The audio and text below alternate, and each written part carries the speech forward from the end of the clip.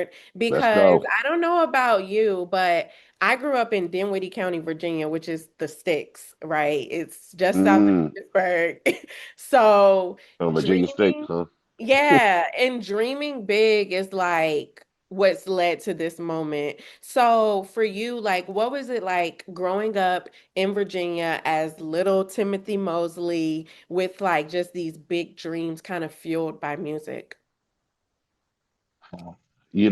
I think that's the part that never leaves me, and I think that's the part that push me in Virginia was the isolation and dreaming that not so much really leaving Virginia, just making sure music was heard being from Virginia, because people always looked, well, that's Virginia, ain't nobody know, because New York and DC was like the ones, the capital, but DC was so close. It's just like, okay, if you can make it to DC, you'd be cool. But then it's like New York kind of frowned upon DC too a little bit. So it was mostly about just making sure me, Missy, and our sound just been heard and for real, and just dreaming big and like, yo, the world gonna hear us. The world gonna hear us. The world gonna hear us. And I think sometimes isolation really pushes you to go harder and see things about yourself that you didn't know that yourself could do. And that's what I think Virginia, everybody said something in the water. I think it was the water and isolation, us not being a city, us not being in the know-how, us being Commonwealth. You know what I'm saying? I thought that was very I would say beautiful for us, not knowing that we was in the background. And so the background became, what they say in the Bible, the head, I mean the tail now the head. So that's what we were. We were the tail and now we the head. Yeah. Yeah, and just growing up and hearing like on Are You That Somebody, like I'm the man from the big VA, that made me dream because I was like, "Oh, wait, there's other people from Virginia." Like, Yeah. it was just like, "Whoa." And then my mom's name is Missy. So I was like, "Oh, yeah, like this is serendipitous. Like this Yeah, is yeah, like look at so it. Look cool." at our future Michael Jackson is Chris Brown. He from Virginia. Yeah. Yeah, seriously. Yeah, yeah. Seriously. And I love that you mentioned the word because I was watching another interview that you did and you said that God speaks to you through sound. What would you say hmm he's been saying to you through the music and your creativity lately? Um, that's funny you asked that.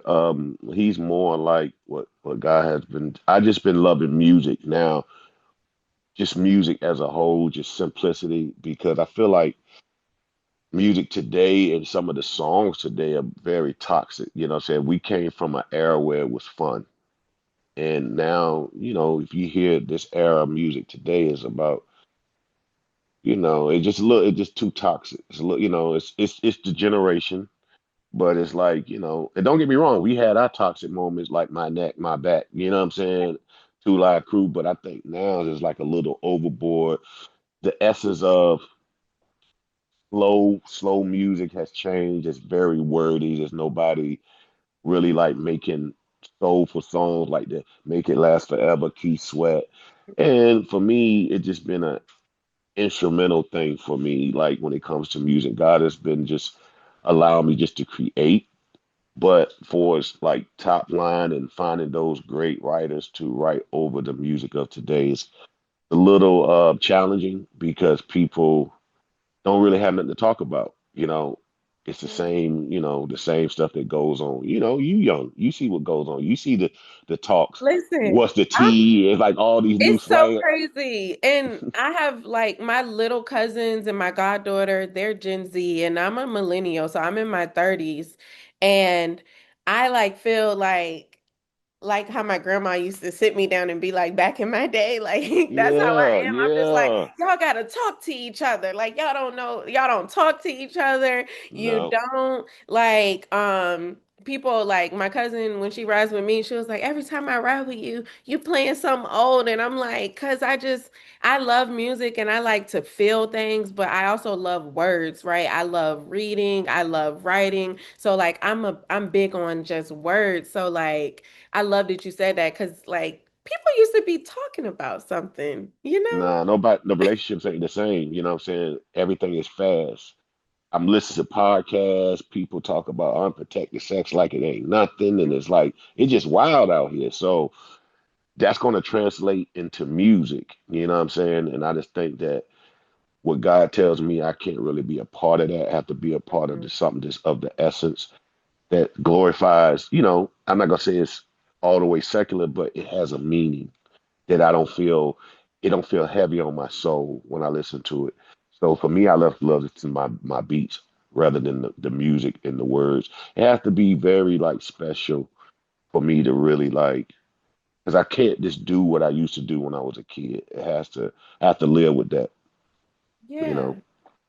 Absolutely. And you've put your Timbaland twist on Baby Bells, I'm Your Baby for their first Hmm. ever music collab. But you're no stranger to some pretty iconic remixes. And I just have to say, one of my personal favorites is the Love to Love You remix. Yeah, Like remix. You that's like that one? my yes, that's my That was a good jam. one. That was a good I one. love that song. Like, and I was like, I don't know. And then Hot Boys remix, like just all of Yeah. those. So I want to know, I could just name so many of my favorites today, but we would be here forever. But what is your approach to remixing a song? Is there a certain method to your madness? Because remixes used to be like a totally different song. I think what this one was, what attracted me was the chorus. It was so catchy.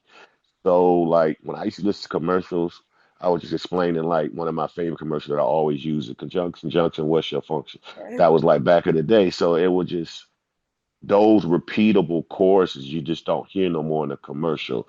You know what I'm saying? And when I heard I'm Your Baby, baby, it was like I need to do something different that stands, that lives when I'm not living.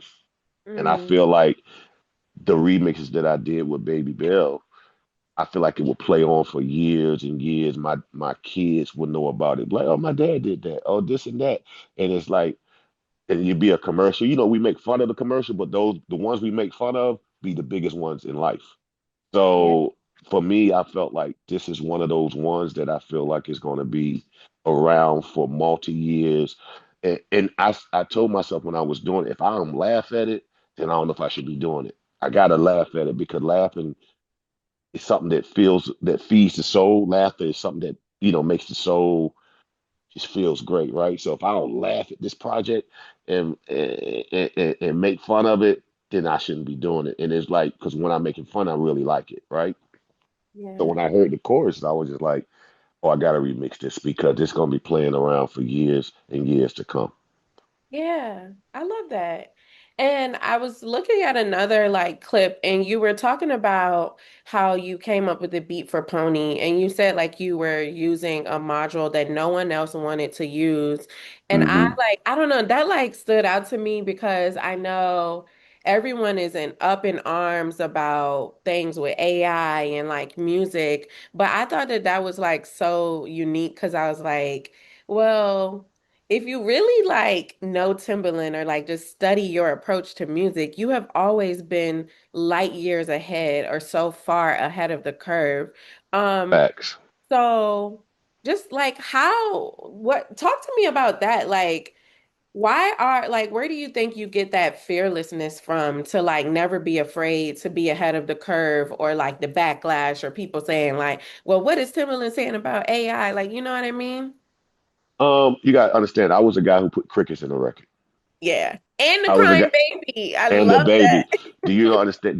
People beat me up behind closed doors, like the execs used to be. We can't play no records with all these weird sounds in them, this and that. But my whole thing was this: music is all around us. The birds chirping, that's that sound. The wind blowing, all of it is music. So for me, we didn't have a lot growing up. My parents didn't have a lot. So I give you an example. The song "Give It to Me" with Nelly, me, and Justin. That was all buckets, rakes, and spoons and drums because I looked at it as how would I make music if my mom couldn't afford to buy this keyboard, but all Mhm. this music is in me. So what I did is like, I go back to the essence of music is all around. We have to use these tools to elevate us. And it's no different in going into the future where we at today. It's like you have to look, it's just a tool to get what's in you out. And that's all I look at it as. It's just tools. What new tool today can get all this musical idea out of me? Okay, now we're in the world of AI.